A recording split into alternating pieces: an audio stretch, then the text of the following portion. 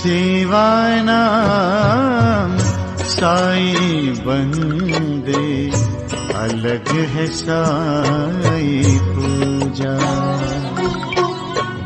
सेवानाम साई बंदे, अलग है साई पूजा। हर जीवों में साई बसा है, हर जीवों में साई बसा है, कोई न लागे दूजा। अलग है साई पूजा, अलग है साई पूजा। सेवानाम साई बंदे, अलग है साई पूजा। ओम साईं राम। बाबा के शक्ति के कारण मैं किस तरह एग्ज़ाम दे पाया, उसकी शक्ति मैं सुनाता हूँ। दरअसल मैं अभी म्यूजिक से MBA कर रहा हूँ, सब्जेक्ट वोकल है, और अभी मैं करेंटली बैद्यनाथ धाम में रहता हूँ। और लॉकडाउन के कारण मतलब उतना जानकारी हमको मिल पा रहा था। कॉलेज के द्वारा बताया गया था कि मतलब अभी एग्ज़ाम वगैरह कुछ नहीं होगा। फिर उसके मतलब कोई जानकारी नहीं मिल पा रहा था हमको। और 1 मार्च को एग्ज़ाम था। दरअसल 28 मतलब फरवरी को नाइट में कॉल आया कि 1 तारीख को आपका एग्ज़ाम है। तो अब 28 को कॉल ही आया और 1 तारीख को पहुंचना था। एग्ज़ाम सेंटर पटना में था और सेकंड सिटिंग में एग्ज़ाम था, मतलब 2 बजे के बीच में, 2 बजे का टाइम था एग्ज़ाम का। तो फिर रात में भी मतलब हम निकल नहीं पाए और सुबह मतलब 6 बजे ट्रेन था, मतलब जसीडीह से पटना के लिए ट्रेन था 6 बजे। तो जहाँ हम मतलब रहते हैं, यहाँ से स्टेशन की दूरी कम से कम 15 किलोमीटर होगी। तो सुबह हम 5 बजे जग गए, मतलब निकल गए घर से, डेरा पर से निकल गए हम स्टेशन के लिए। तो रूम से पहले स्टैंड जाना पड़ता, फिर स्टैंड से मतलब ऑटो पकड़ के स्टेशन जाना पड़ता है। तो हम रूम पर से ऑटो पकड़ के स्टैंड पहले गए।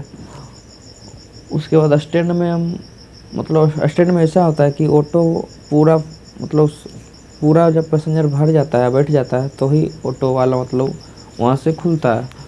तो उस दिन वहाँ मतलब हम गए तो अब 5:30 बज गया था टाइम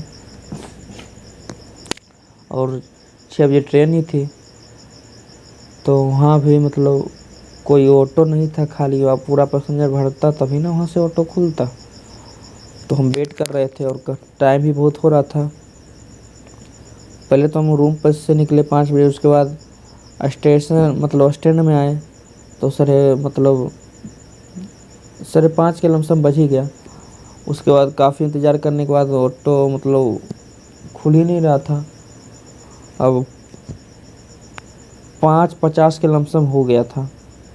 तो अब सोचे कि अब हमको घर ही जाना होगा, क्योंकि अब ट्रेन तो मतलब हम पकड़ नहीं पाएंगे।